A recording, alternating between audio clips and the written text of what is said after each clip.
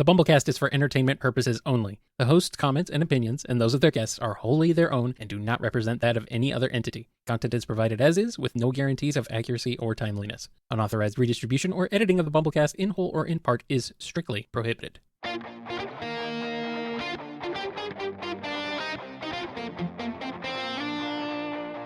It's a BumbleKast Mini, sponsored by Digimon 11. Bass is one of my favorite Mega Man characters, and I was really looking forward to see how you'd handle him like you did with Proto Man. Do you remember your plans for him? Was his introduction going to be more faithful, where he is introduced as an ally, only for the plot twist to be revealed that he's a wily bot specifically designed to counter Mega Man and Rush? Or would he have been introduced earlier as a rival by the time 7 rolls around? It looks like he might be going on a path of redemption only to fool everyone in the end. The initial plan was to be as faithful to the games as possible, so he would show up still under the guise as a new helpful robot out of nowhere, and Rock doesn't question this. And then, oh no, he's actually a villain, even though the 2 crossovers and the time travel issues all kind of spoil that surprise. Whoopsie doodle. Yeah. How we would have approached that with that in mind, I'm not sure. Because we were just getting to Mega Man 4, and we were years away from 7. Or was it 8? It was 7. 7? Yeah, okay. Yes. See, there you go. So I hadn't done tons of research into him or how we would play with that or any of that. He was definitely going to take a lot of focus once he showed up, because, I mean, when he shows up, he kind of steals the show. Here's the new bot on the block. But generally speaking, the plan was to be faithful to the pacing of the games, but like everything else up to that point, try to make sense of it with our interpretation. Yeah. All right. One thing I've thought about a Mario and Sonic crossover is crossovers often begin with the titular characters in conflict, usually due to misunderstanding or manipulation, but sometimes just due to their clashing personalities. However, I don't really feel like it'd be in character for Mario to really be affected by that kind of thing, due to his mostly nice guy characterization. I don't also see him getting annoyed at Sonic's personality. How would you go about Mario and Sonic meeting? Would you do those kind of crossover shenanigans at all? I think people would be rather upset if we didn't have a Mario-Sonic fight at the very start. Or somewhere. I mean, maybe, yeah. I don't know how to reconcile that, but yeah.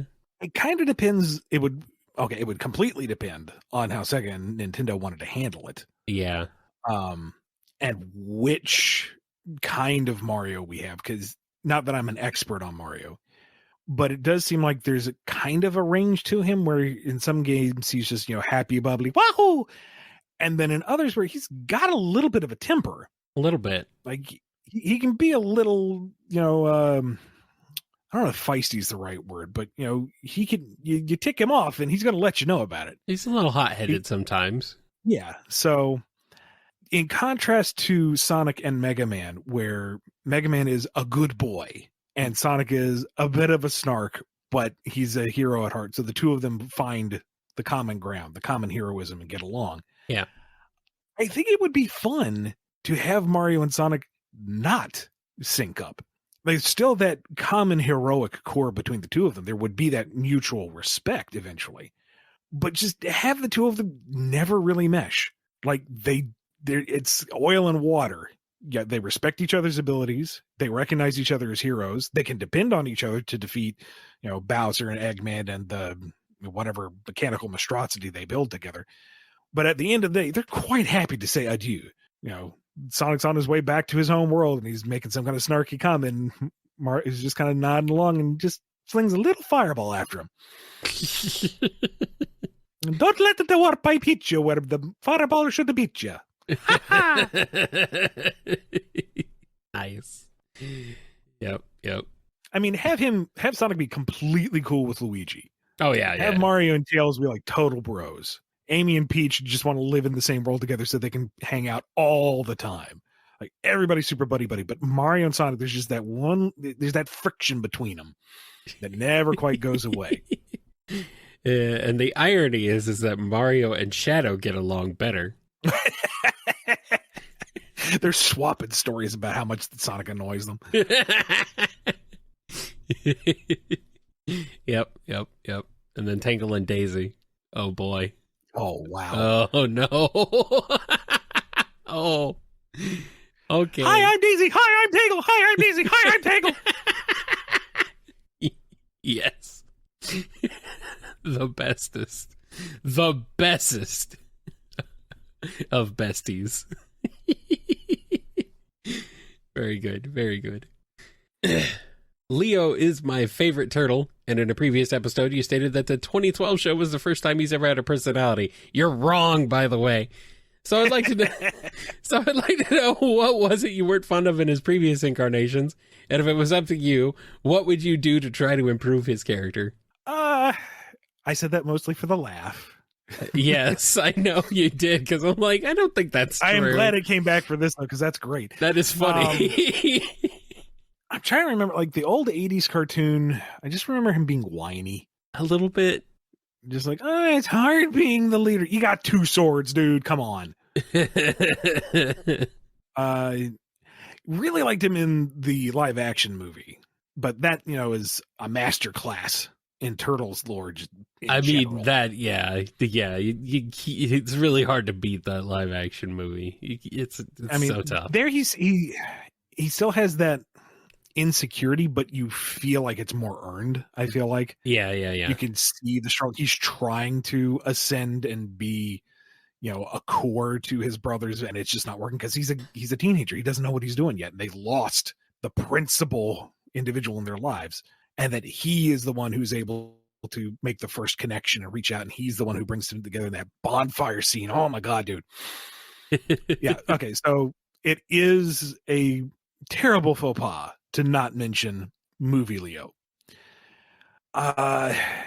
For the early 2000s, I honestly never watched that show too much. I can't. I didn't.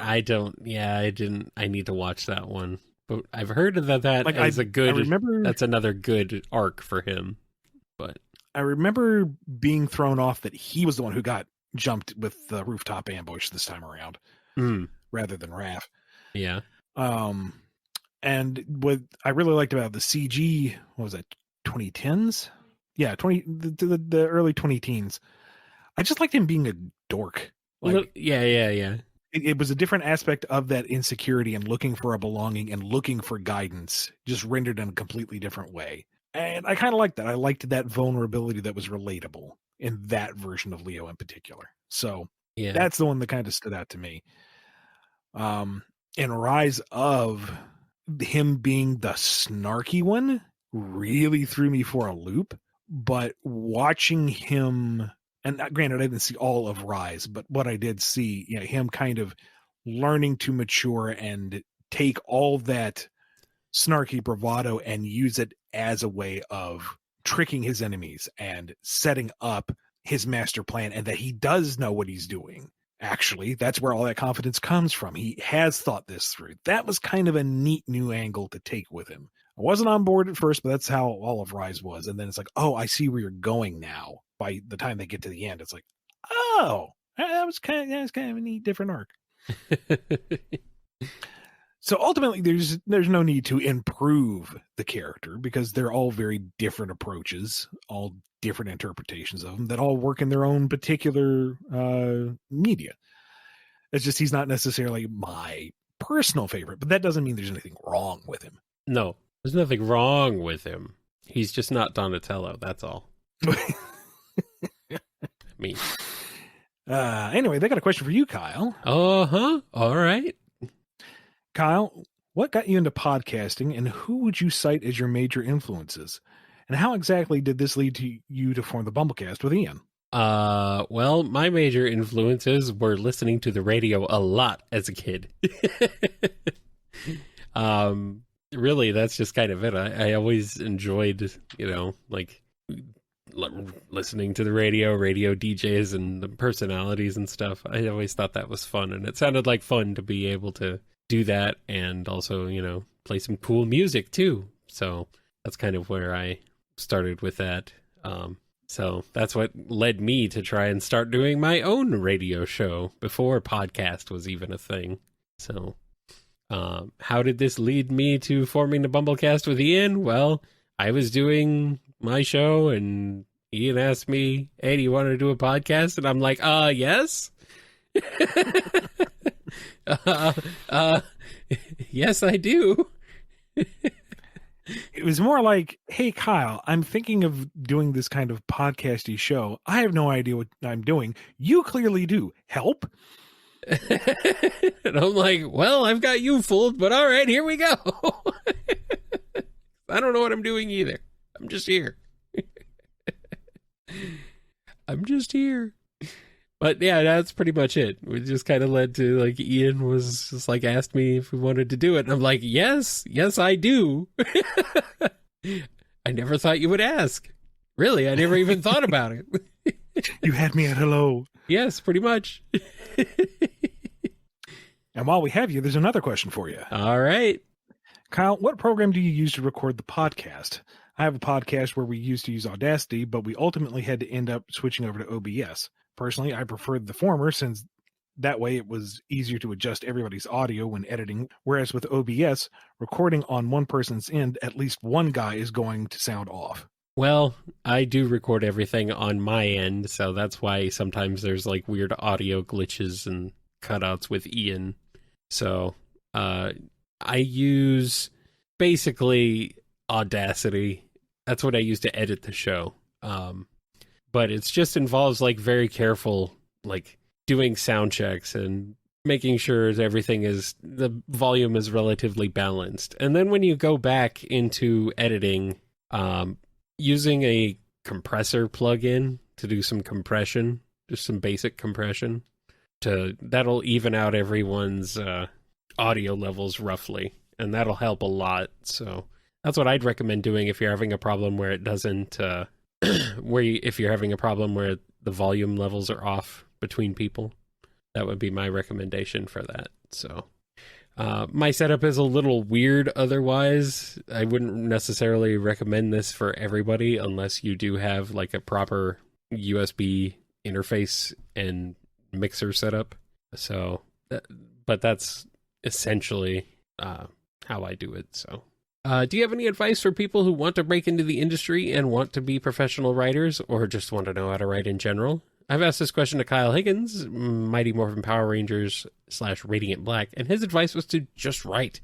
And while encouraging as that was, I need to know if there's more to it. Is there a definitive guideline to writing, like following the steps of The Anatomy of the Story by John Truby?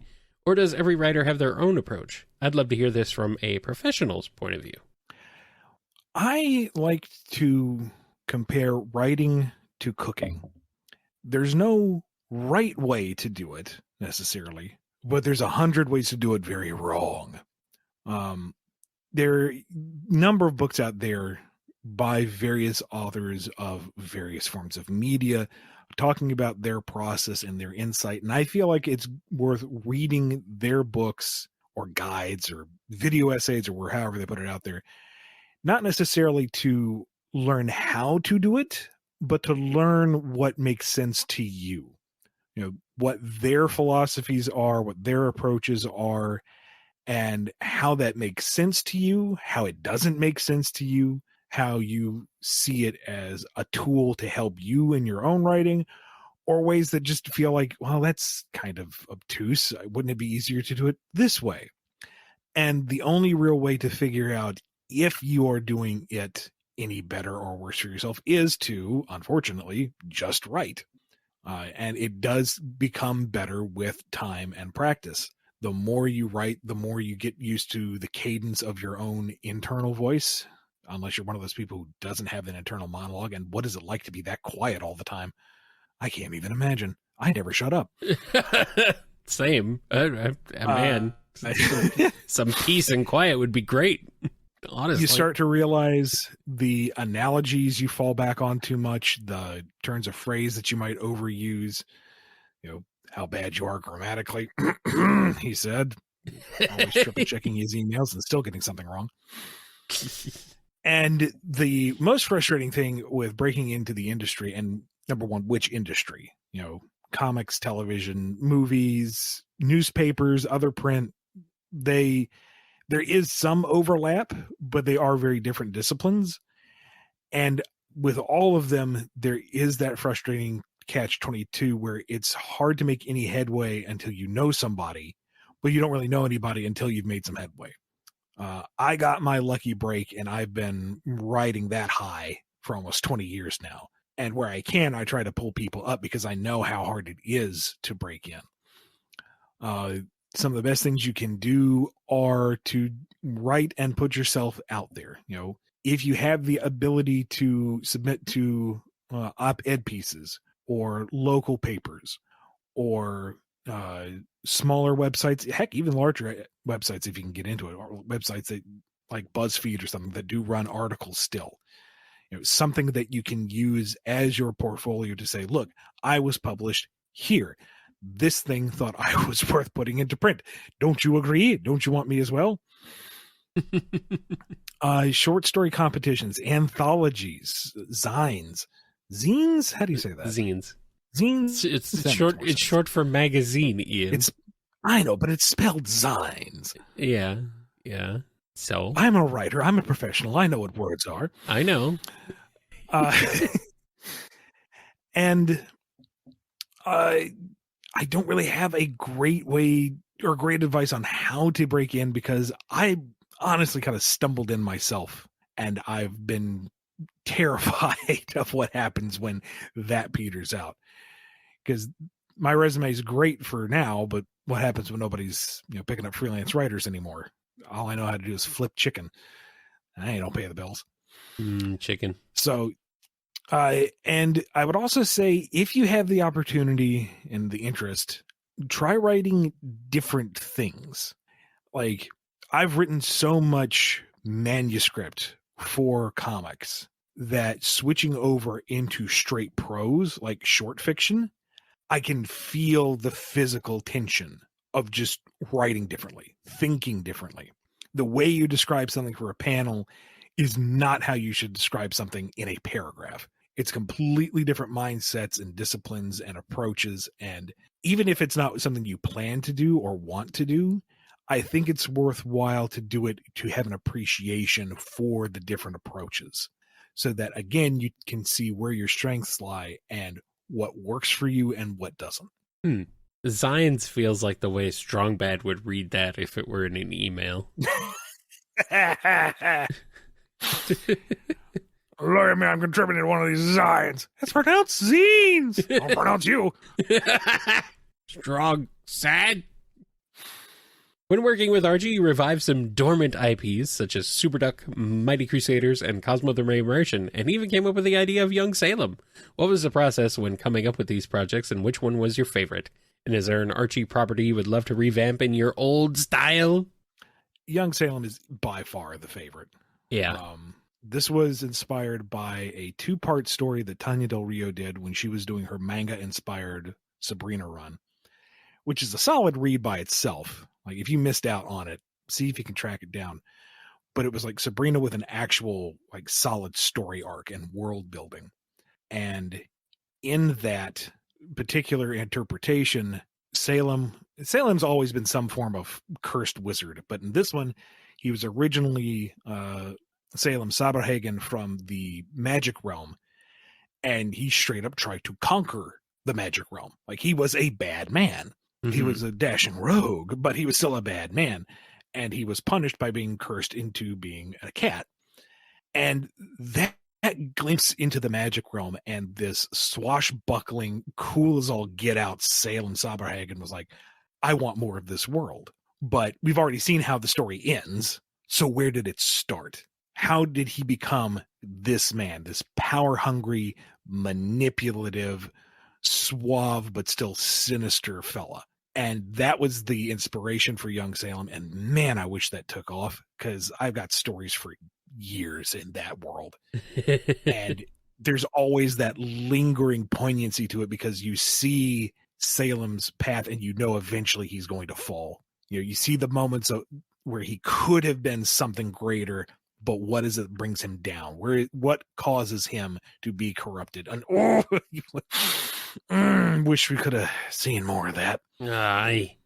But with all the other ones, it was, Archie's management wanting to revitalize these older properties and saying, hey, take a pass at it. And some of them I had more control over than others. Like Super Duck was more the brainchild of Frank Thierry. I was kind of like co-pilot on that one, but he laid the foundational work with that. Cosmo was largely mine, and I kind of wish we could get one last arc to round things out.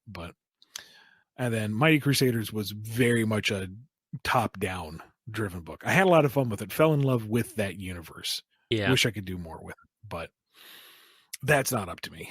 Yeah. I mean, your runs, Mighty Crusaders and Cosmo, were super fun, so I would like to see more of them. But do you believe that you have to be a fan in order to work on a franchise? Even if you're familiar with the source material but not big on it, do you think that qualifies you to be involved?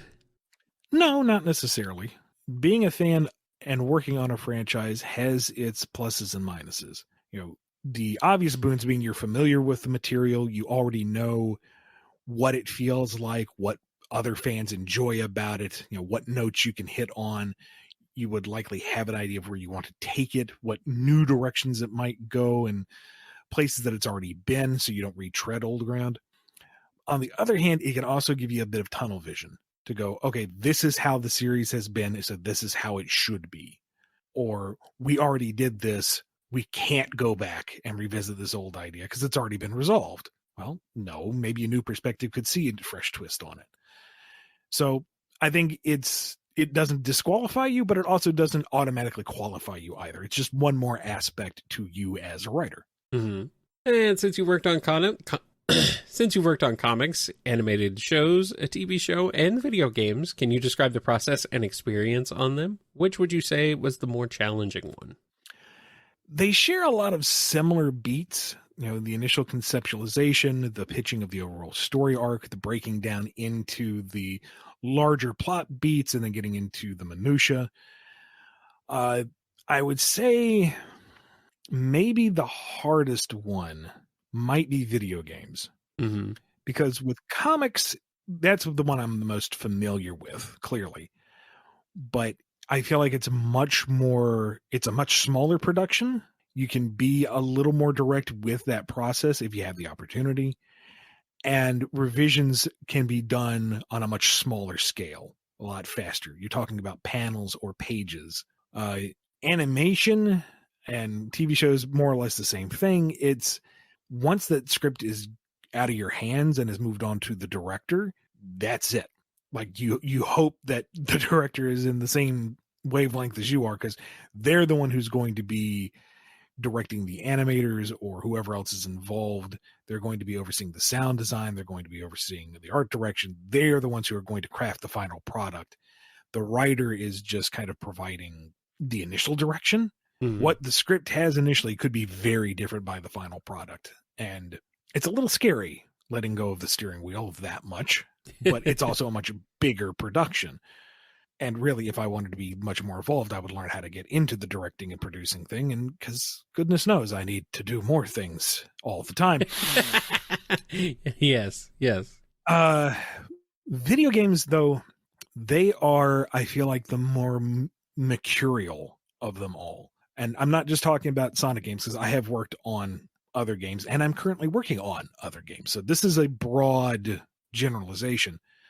But from my experience, you start off with a core idea and a general direction, and that is going to change as the production team runs into technical issues or financial issues where they have to scale back features, or they can't meet a deadline, so this section has to be removed, and now we have to revise this.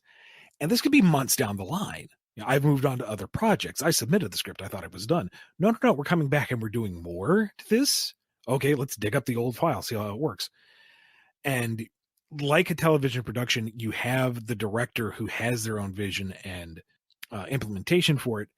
But because it's a video game, it's a more active media experience. With television, you're a passive participant. You are given the story and you consume it. With a video game, you are actively engaging with it. And to some degree or another, you are crafting that engagement and gameplay with the story. The story will influence how they consume the media, and how they consume the media is going to influence how they interpret the story. And that is a whole other magnitude of complexity. And with so many different people involved and so many different disciplines at play, that even makes it more complicated from there. So it's fun, it's challenging, it's interesting, but it is definitely the more difficult out of anything else I've worked on. Yeah, it's a lot of writing dialogue into spreadsheets and stuff, right? Well, yeah, there's that too. Like once the final script is in, then everything has to get transposed into an Excel document. And I guess that's just easier. That's the industry standard. Yeah. It's kind of just like implementing dialogue is much easier to do when it's like laid out in a, linear fashion.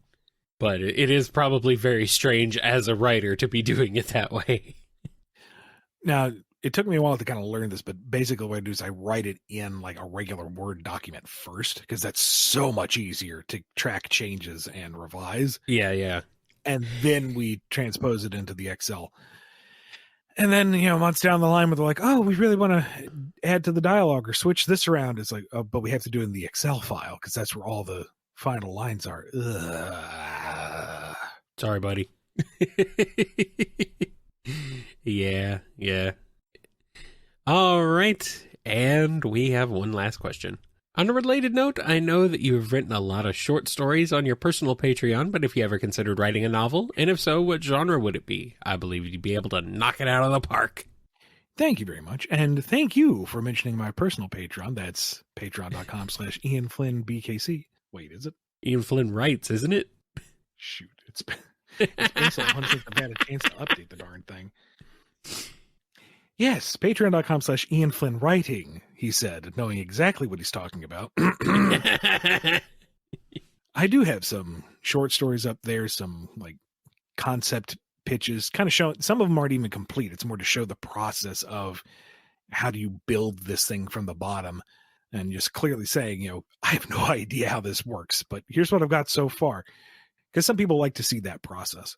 And also like the Splatoon miniseries that I will never get to write. I just got it out of my system. It's like, here, this is what would be great. You got some Metroid stuff up too there, don't you? Did I do that? I think somebody asked for a writing prompt. Yeah, I think you did. Yeah. I update it as I have time. So it's kind of meager, but it's there. And novel, yes, it would be fun. I just need the time to sit down and actually do.